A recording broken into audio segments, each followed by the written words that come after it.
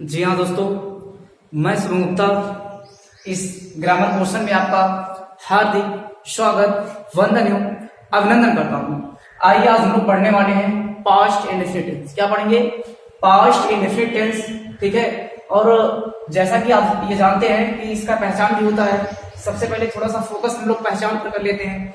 पहचान क्या है? जैसा कि यहाँ पे लिखा हुआ है कि इस काल के वाक्य अंत में, ठीक, आपको माइंड में सेटअप क्या करना है कि इस काल के वाक्य अंत में या था, ती थी, ए थे, ता था, ती थी, ते थे आदि शब्द पाया जाता है, तो उसे क्या कहते हैं? पास्ट इंडेफिनिट टेंस कहते हैं। ठीक, यानी इस काल के वाक्य अंत में ता था, ती थी, ते थे, या था, ई थे, ए थे आदि शब्द पाए जाते हैं, तो उसे पास्ट इंडेफिनिट टेंस कहते हैं।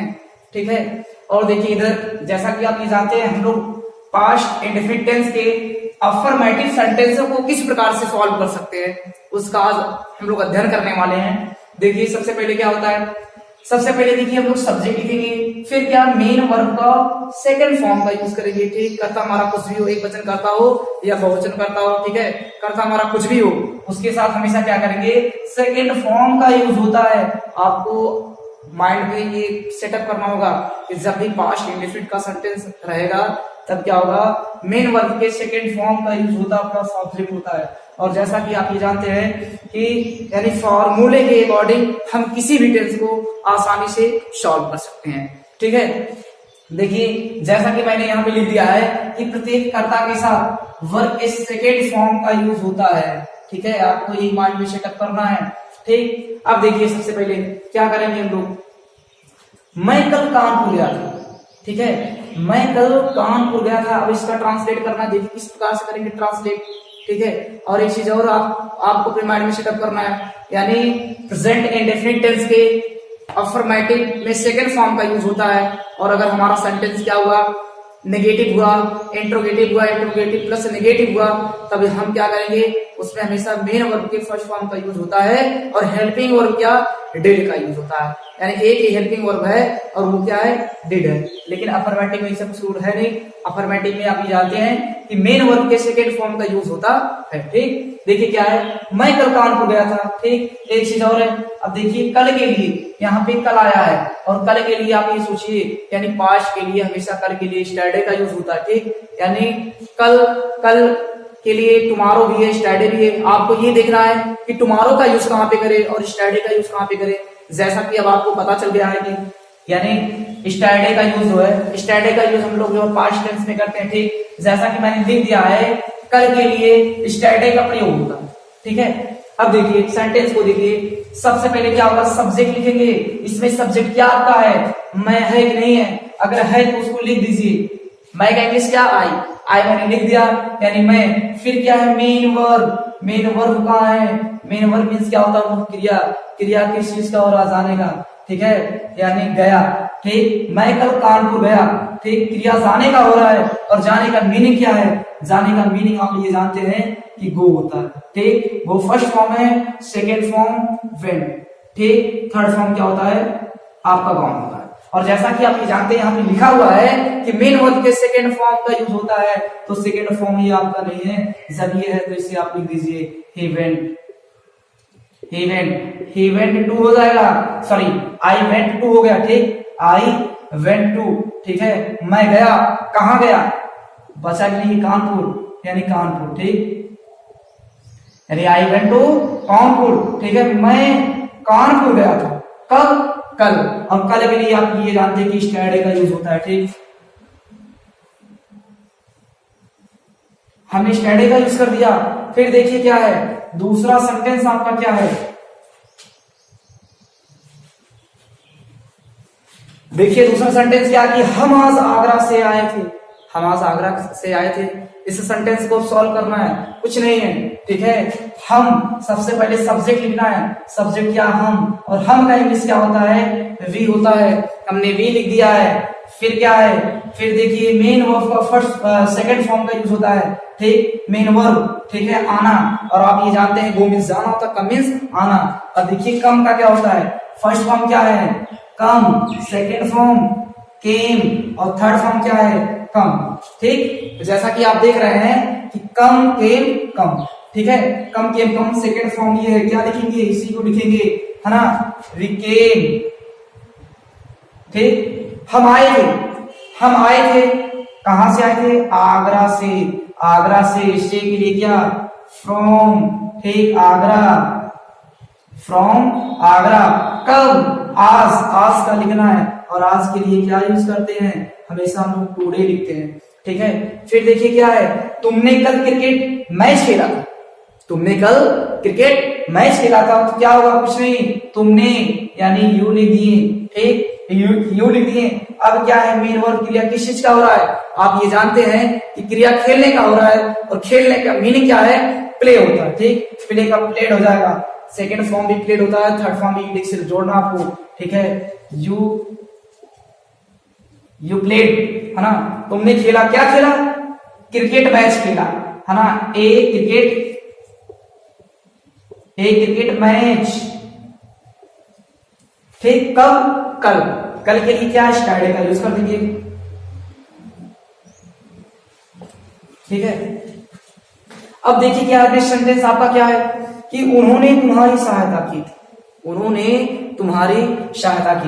और एक चीज और आपको देखना है ना, जैसा कि आप ये जानते हैं, मैंने पहचान में लिखवा दिया कि इस काल के वाक्य अंत में, ठीक, इस काल के वाक्य अंत में या था मिला कि नहीं मिला, आपको जब भी या था मिला तो आप पहचान जाइए कि ये हमारा पास्ट इंडेफिनिट का सेंटेंस है, फिर ये थे, मिला कि नहीं मिला, ठीक है ना, या था, ये थे, यानी याद शब्द आते हैं तो उससे क्या कहेंगे, पास्ट इंडेफिनिट, यानी ये पास्ट इंडेफिनिट का सेंटेंस। अब देखिए, उन्होंने तुम्हारी सहायता की थी, उन्होंने के लिए आप अपने माइंड में सेटअप कर लीजिए, उन्होंने का इंग्लिश क्या होता है, दे होता है, ठीक, हम क्या कर दिए, दे दीजिए, ठीक है। फिर क्या है, मेन वर्ब, है ना, सहायता करना, और सहायता करने का मीनिंग क्या है, हेल्प होता है, HELP, और मेन वर्ब का थर्ड फॉर्म का यूज होता है, क्या हो जाएगा, हेल्प, यानी दे हेल्प्ड, ठीक है ना, दे हेल्प्ड यू, ठीक। देखिए, उन्होंने तुम्हारी सहायता की थी, ठीक है। फिर देखिए नेक्स्ट सेंटेंस पे आते हैं हम लोग,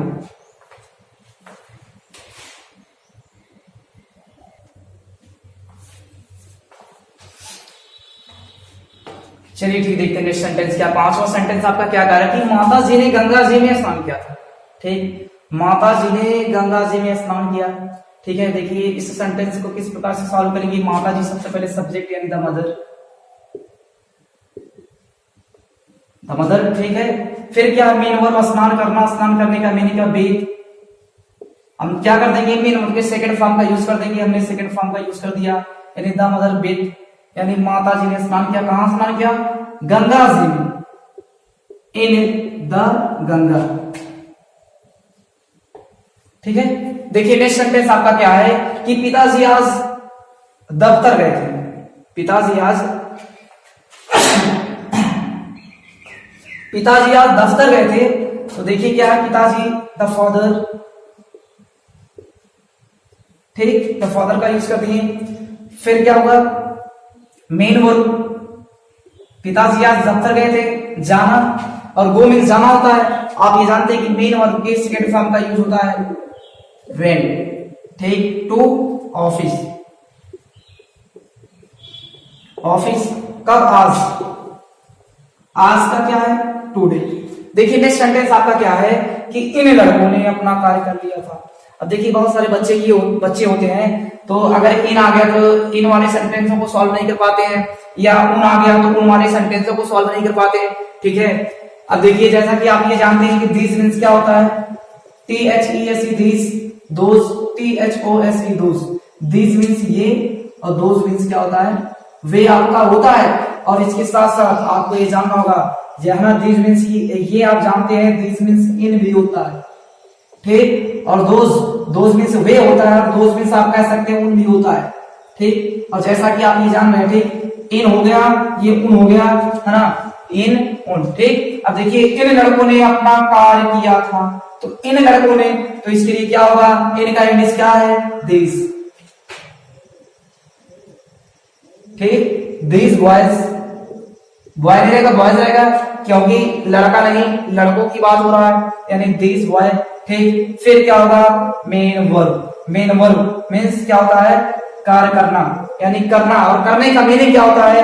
करने का मीनिंग डू। तो डू मीन्स क्या होता है? करना।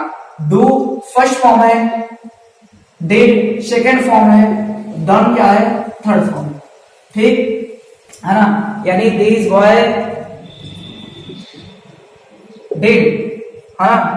डिड फिर क्या है? अपना कार्य किया था। अब देखिए इसके अकॉर्डिंग ये क्या बहुवचन करता है, इसके साथ अपने के लिए क्या होगा? देयर। देयर, ठीक है, वर्ब। ठीक, यानी this boys did their work. ठीक, देखिए नेक्स्ट सेंटेंस क्या है कि उन लड़कों ने कक्षा में शोर मचाया था। उन लड़कों ने कक्षा में शोर मचाया था। इसका ट्रांसलेट कैसे होगा? उन यानी दोज, सेम सेम वैसे प्रोसेस है ना? दोज बॉयज, ठीक, दोज बॉयज। फिर क्या है? मेन वर्ब शोर मचाना। शोर मचाने का मीनिंग क्या है? इंग्लिश क्या है? Make a noise. और आप ये जानते हैं कि वर्ब क्या है? मेक है, और मेक का सेकेंड फॉर्म क्या होता है? Made. Those boys made a noise, ठीक, इन द क्लास।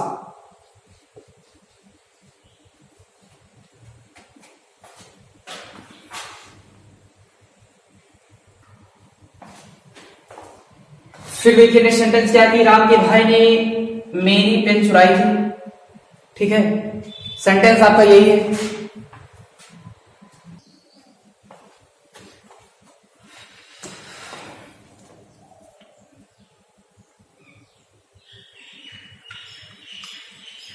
चलिए ठीक, देखिए राम के भाई, ठीक है, जब भी राम के भाई ने, श्याम के भाई ने, कुछ भी रहेगा। ठीक, अब राम के भाई ने सबसे पहले सब्जेक्ट लिखेंगे। ठीक, क्या? राम। फिर ये क्या? अपोस्ट्रोफी का निशान रहेगा, ये जो है काकी की प्रदर्शित करता है, यानी राम हो जाएगा। यानी राम का क्या? भाई गुजर।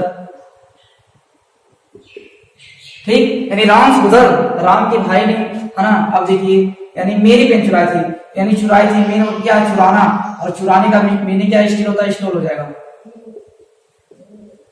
ठीक, स्टोल। ठीक है, अब मेरा पेन तो माई पेन कर दिए।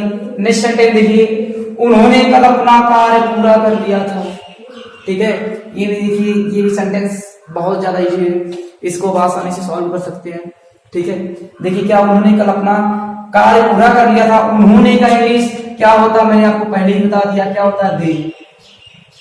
ठीक, जब दे लिख दिए, दे लिखने के बाद क्या होगा? वर्ब, है ना? वर्ब, मेन वर्ब क्या है? यानी पूरा करना। और पूरा करने का इंग्लिश क्या होता है? कंप्लीटेड।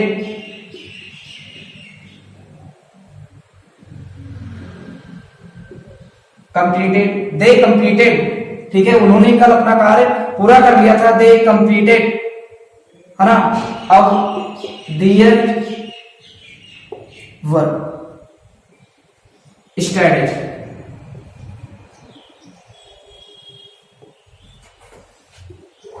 बस।